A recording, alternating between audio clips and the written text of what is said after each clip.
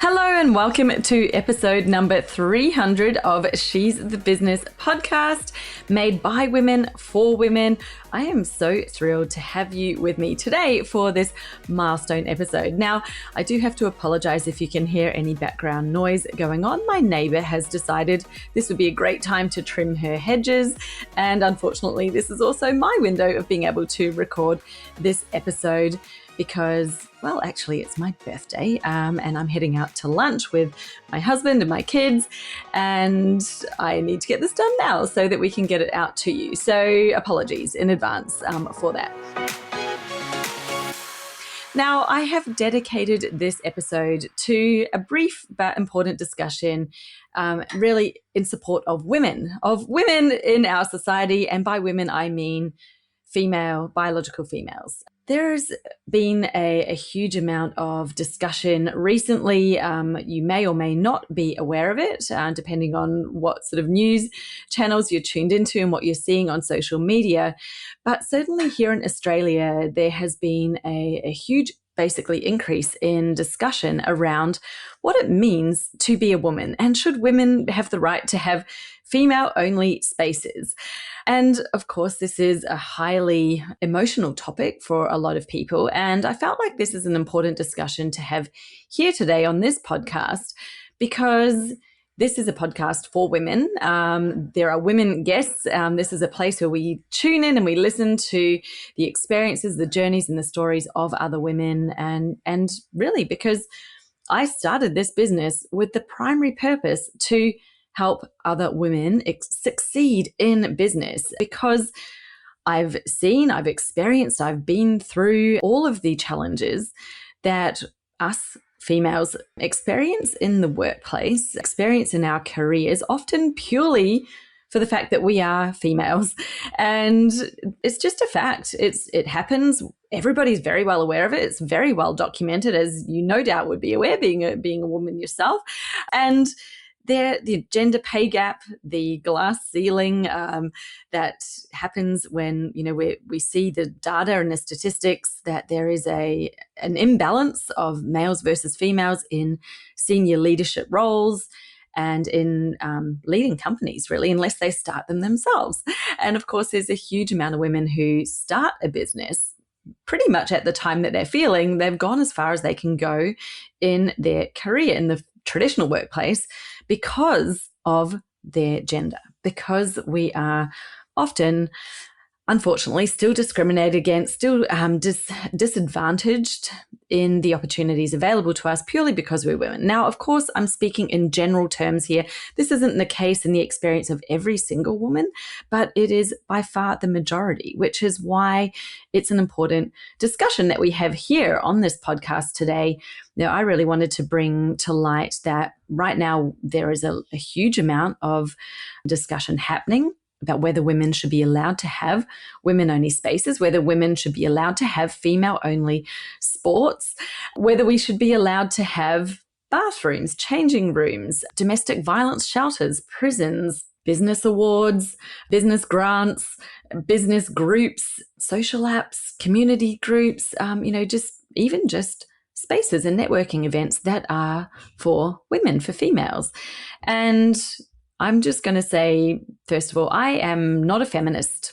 I'm not political. This, for me, has absolutely no bearing on anything to do with what party is in power. I just think it's an absolute crime that, for some reason, we're just becoming aware now that over a decade ago, 13 years ago to be exact, in Australia, somehow the government changed the law to remove the definition of males and females, thereby creating this crazy situation we find ourselves in now, where no one knows, well, apparently these doctors don't know how to define what a woman is. They don't understand the term biological woman or man, although I think they do understand it. They just don't want to sit there and admit it because it's been removed from the law, which is just crazy. We're in this really, really crazy place. And there's now a lot of people who've come to the realization that this is what has happened and transpired. And,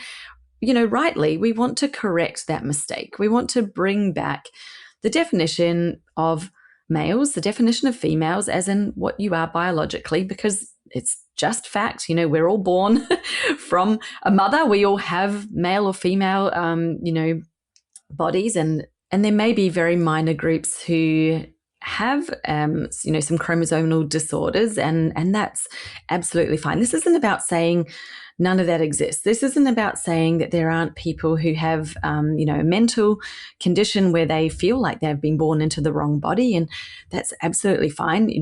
No one's saying nobody should exist, no one should be trans or what have you. What people are saying, what women are saying, and a lot of men, to be fair, are supporting them as well, is just that women need to be able to be identified as a woman, as a female, that is separate from a man who identifies as a woman, or a man who's a trans woman is not a woman. They are a man with the male biology, and that's just fact.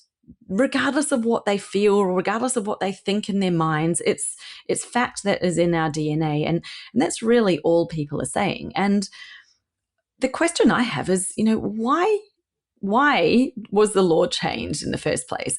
Why do some people think that women shouldn't be allowed to have their own spaces that are, exclusively for females? There are plenty of groups that are exclusively for a certain type of person, whether it's based on race, religion, at times your sexual orientation. There are lesbian only groups, there are gay only things. There's all sorts of groups for types of humans. That doesn't mean that we're discriminating against everybody else. It's just that there's a time and a place where there is a need for that. Now, there are so many things in our society. I think we've come a long way in terms of acknowledgement of different types of people and awareness and acceptance, and I feel like our society is very accepting of all types. That doesn't mean that there isn't a need for women to be able to say, hey, this is a space just for women. And by women, I mean biological females. Okay, I'm not including men who identify as women in that description, because they are not women, they are men. And that, why should women not be able to have some spaces, community groups, networking spots that are just for women, because they have a wish and a desire and a need to speak to just women at times. And that's fine. There are lots that are gender neutral, lots where everybody's welcome. And I think you'll find that most women are very accepting, allowing, and, acknowledging that there are all different types of people, and more than happy to be in gender neutral spaces for the most part. But there are times like changing rooms, like domestic violence shelters for women who are escaping from, violent men. And I'm not saying trans people are violent at all. I'm just saying that they want to have a female-only space because it's the only way they feel safe based on their experience that they've had. And why can they not have that? Now, for me, with a young daughter, I am also very passionate about the whole conversation in sports. I'm so glad that the Olympic Committee has made a ruling that the female categories are for females and males have their own category.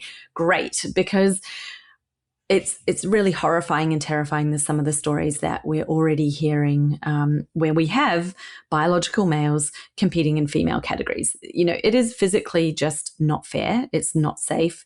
And it really should not be allowed to happen. And it's nothing to do with disadvantaging any men, because there is a men's category. They're more than welcome to go and compete against other men. So anyway, I'm not going to get into the discussion around sport today, because this is a business podcast and I really want to touch on business. And for me, that means, what does this mean in a business space?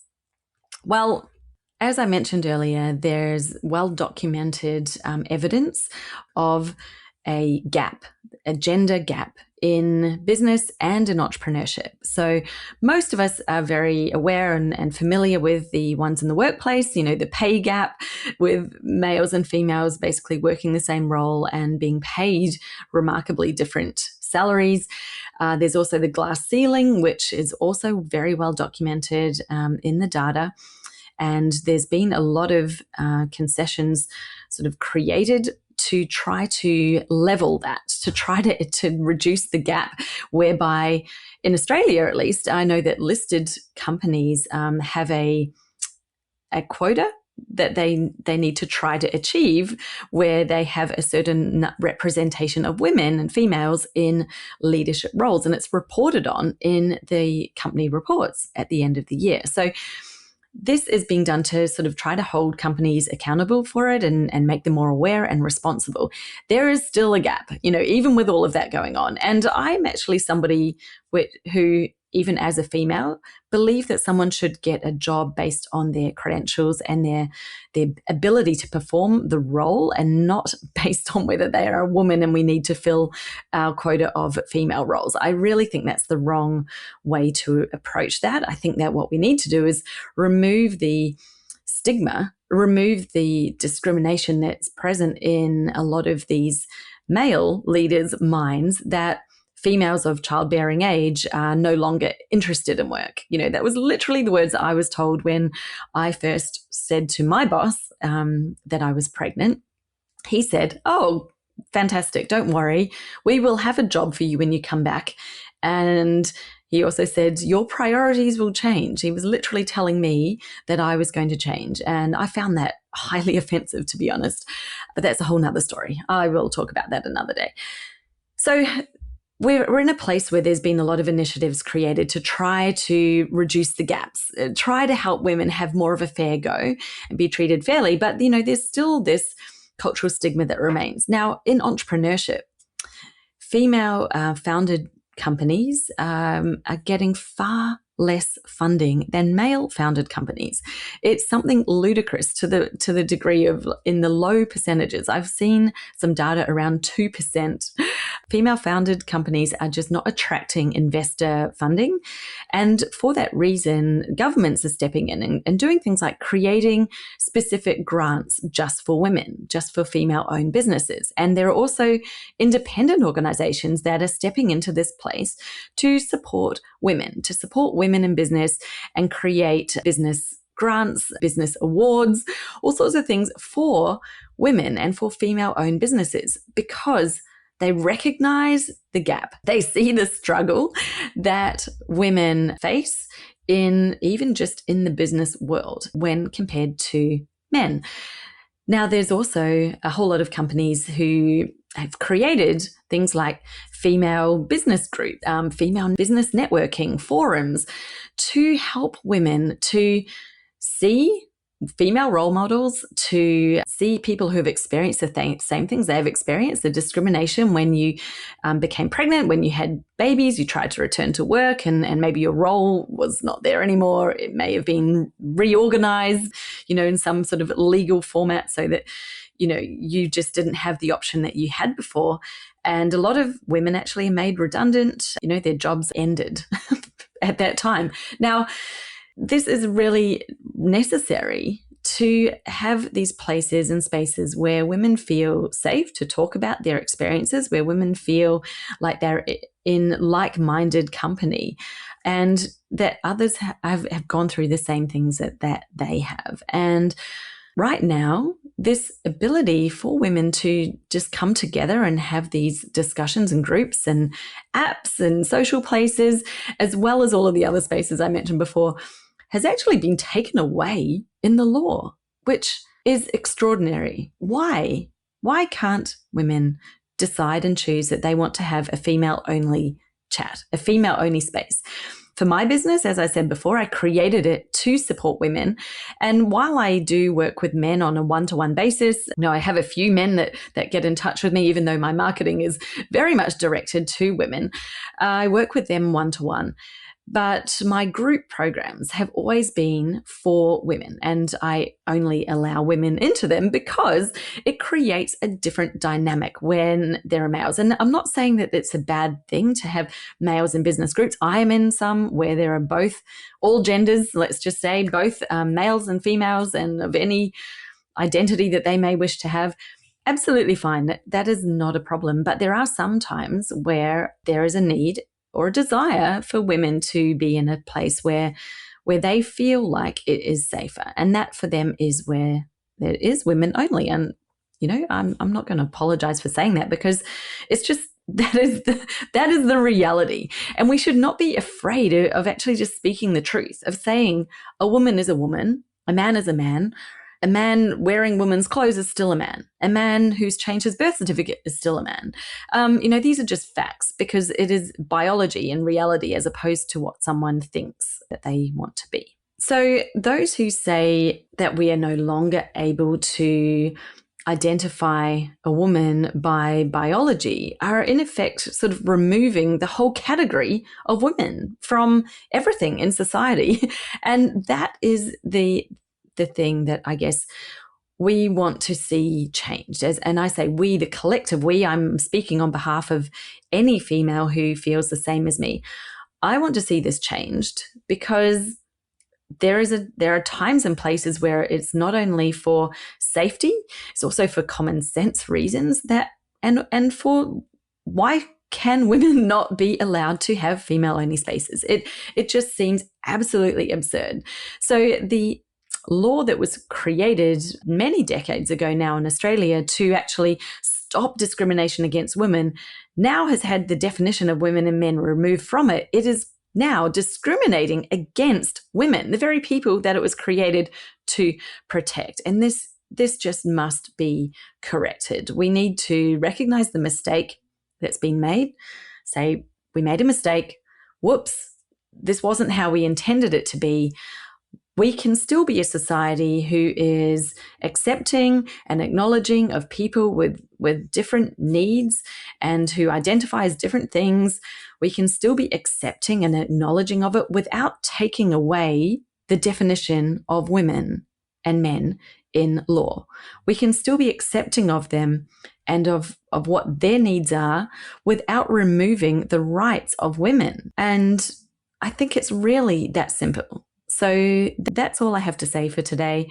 I will be back next week with our normal schedule in business, where we're going to be talking to a beautiful guest. She's going to come and share her story, her experiences of her starting her business, of being successful in her business, and her unique expertise that she brings to share with you to help you be successful in yours. So thank you for tuning in. Thank you for listening.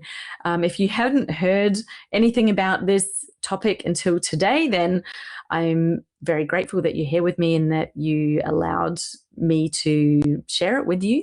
And I really encourage you to get behind whoever you see who is championing the change of the law to happen. It's absolutely critical that we do this and have this change now, very much so for safety of our daughters and of ourselves, obviously, our sisters, our mothers, but also just for the fact that freedom of our rights as people, as humans, we should be able to say things that are facts and truth and not be hauled into court for them or vilified for them. And we should be able to say who we want to invite to our own party, our own groups, our own spaces where we want to hang out, and not be having somebody else dictating to us who must be allowed to come, because, that is really the ridiculousness of the situation at the moment. So thank you. I'll be back again next week. Please make sure that you have subscribed to the podcast. I have got some amazing guests who are coming up in the next few months. You will absolutely want to be listening in. And I would also very much appreciate it if you had time to drop a rating and a review so that other people can also find this podcast too. Thank you, and see you next week. Bye.